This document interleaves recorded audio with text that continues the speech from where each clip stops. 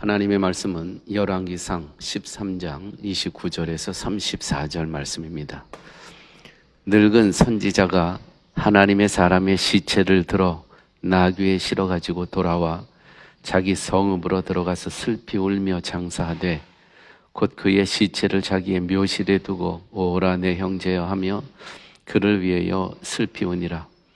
그 사람을 장사한 후에 그가 아들들에게 말하여 이르되 내가 죽거든 하나님의 사람을 장사한 묘실에 나를 장사하되 내 뼈를 그의 뼈 곁에 두라. 그가 여호와의 말씀으로 베델에 있는 제단을 향하고 또 사마리아 성읍들에 있는 모든 산당을 향하여 외쳐 말한 것이 반드시 이룰 것임이니라. 여로보암이 이 일 후에도 그의 악한 길에서 떠나 돌이키지 아니하고 다시 일반 백성을 산당의 제사장으로 삼되 누구든지 자원하면 그 사람을 산당의 제사장으로 삼았으므로 이 일이 여로보암 집에 죄가 되어 그 집이 땅 위에서 끊어져 멸망하게 되니라. 아멘.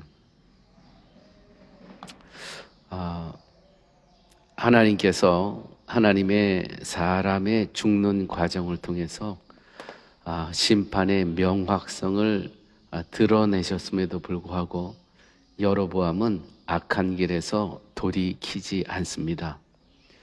지속적으로 두 금송아지를 만들어서 단과 베델에 두고 경배하게 하고 산당을 짓고 절기를 바꾸고 일반 백성을 제사장으로 삼는 악을 지속적으로 행하게 됩니다.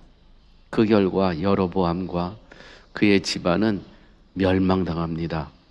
하나님께서 지속적으로 경고하셨음에도 불구하고 여로보암이 계속해서 우상 숭배에 집중하며 악한 길에서 돌아서지 못한 이유는 과연 무엇일까요? 그것은 하나님의 말씀보다 왕의 자리를 지키기 위한 일에 집중했기 때문입니다.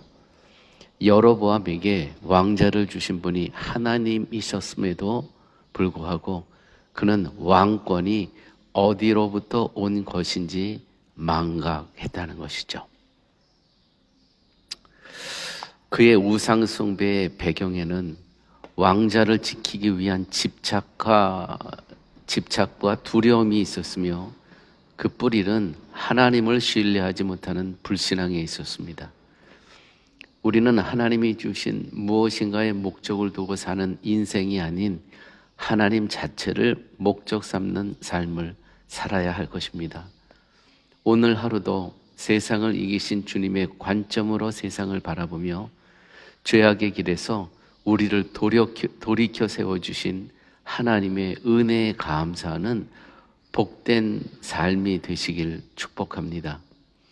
하나님께서 여로보암에게 지속적으로 경고하셨지만 그는 우상 숭배에 집중하며 악한 길로 행했습니다. 그가 돌이키지 못한 이유는 자기 확장 때문입니다. 계속 이 왕자의 자리를 지키려고 하고 또 다른 사람들과 또 이웃 나라들을 보면서 경쟁의식 때문에 계속해서 여로보암은 자기 확장을 해야 했습니다. 혹시 우리도 여로보암처럼 이렇게 자기 확장에만 우리의 인생이 목적으로 살아가고 있는 그런 부분은 없습니까? 여로보암의 가정에 임한 하나님의 심판이 우리에게도 동일하게 있을 수 있다는 거 기억하셔야 됩니다. 혹여 우리도 이들과 같이 죄악의 길에 서 있으나 주님이 우리에게 주시는 경고를 알아차리고 잊지 못한 것은 아닌지 스스로 점검하시고 하나님의 말씀에서 벗어난 길로 걷고 있다면 속히 하나님의 말씀의 길로 돌이켜 걸을 수 있는 믿음을 결단하여 주시길 바랍니다. 이렇게 끝이 되어 있죠. 그 사람을 산당의 제사장으로 삼았으므로 이 일이 여로보암 집에 죄가 되어 그 집이 땅 위에 끊어져 멸망하게 되니라. 제사장도 자기 마음대로 하고 또 제사 드리는 날짜도 자기 마음대로 정하고 또 제사 드리는 장소도 예루살렘이 아닌 다른 데서 다 자기 마음대로 하다가 하나님의 뜻을 망각하며 하나님의 심판을 받는 이 여로보암의 이 삶과 가정, 우리가 깊이 되새겨 보아야 할 것입니다. 아버지 하나님 감사합니다. 오늘 말씀을 통해서 돌아서지 못하는 여로보암의 삶은 결국 멸망당하는 그러한 모습을 보게 되었습니다.